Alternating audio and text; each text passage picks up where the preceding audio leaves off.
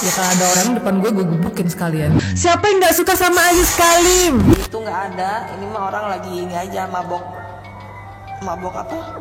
Mabok spotlight. Dalam dunia bela diri Indonesia yang kerap mengedepankan sportivitas dan juga rasa hormat, konflik panas justru pecah. Tak tinggal diam, pelatih senior sekaligus sosok yang telah membesarkan Aziz Kalim akhirnya angkat bicara, membuka tabir masa lalu, luka, dan tanggung jawab moral yang selama ini ia pendam. Apa sebenarnya yang terjadi di balik kemarahannya? Tapi sebelum lanjut, jangan lupa like, komen, dan juga tunjuk tombol subscribe-nya. And here we go again.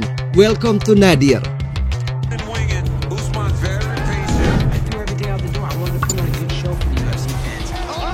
Perseteruan ini mencuat ketika pernyataan kontroversial dari seorang perempuan yang disebut Miss I, istri dari sosok berpengaruh dalam organisasi bela diri.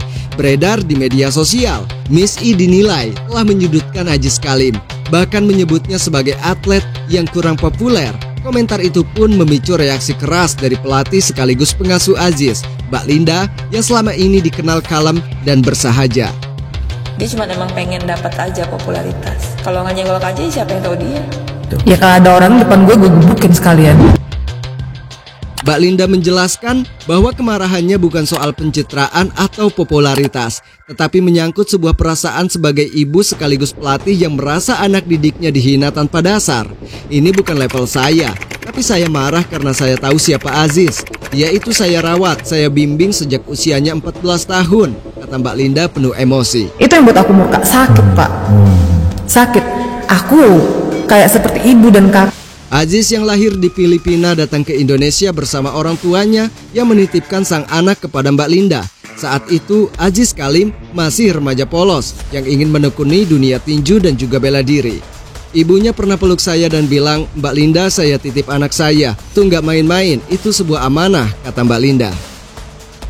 Ibunya datang saya, salaman dengan saya, dengan wajah polosnya, "Mbak Linda, saya titip anak saya." Dalam cerita panjang yang penuh emosi, Mbak Linda mengisahkan perjalanan Aziz Kalim yang jatuh bangun dari satu cabang ke cabang lainnya. Dari tinju, Muay Thai, Wushu, hingga akhirnya menemukan puncaknya di kickboxing. Aziz pernah nangis di camp, pernah berdarah-darah, tapi dia nggak pernah menyerah. Bahkan dia pernah batuk darah waktu latihan intens di Pelatnas, kata Mbak Linda.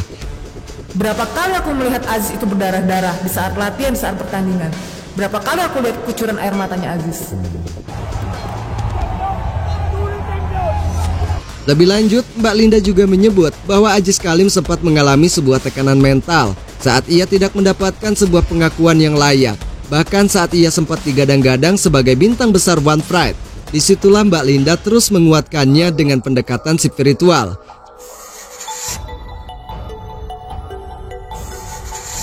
Oh, yang penting bayaran 2M oke lah. Kalau pengen lihat Rolling Thunder yang kedua kalinya 2M. Salah satu topik yang turut menyulut kemarahan publik adalah isu permintaan bayaran sebesar 2 miliar rupiah oleh Aziz Kalim. Kata Kroko Masdai, orang bodoh mana yang mau bayar 2M? Mbak Linda sangat menyayangkan bahwa opini publik telah digiring oleh orang yang tidak memahami latar belakang perjuangan seorang atlet seperti Aziz. Mbak Linda bahkan menyebut bahwa banyak dari komentar itu berasal dari pihak yang tidak memiliki rekam jejak prestasi atau kontribusi nyata di dunia bela diri. Terus terang, demi Tuhan, aku nggak ngerti siapa.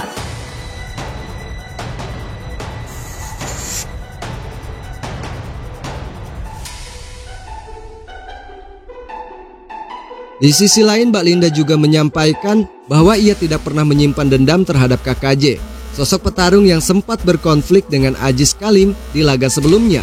Kalau soal KKJ itu sudah clear, mereka juga sudah saling sapa, nggak ada masalah secara personal antara saya dan KKJ.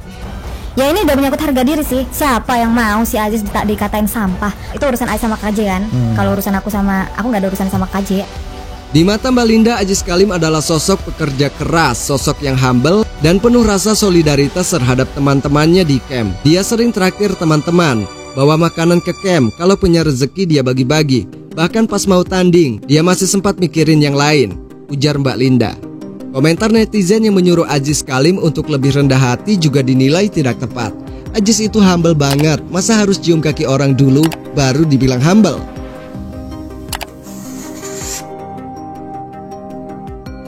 Sebagai istri dari seorang tokoh penting dalam organisasi bela diri, Mbak Linda sadar betul pentingnya menjaga sebuah sikap.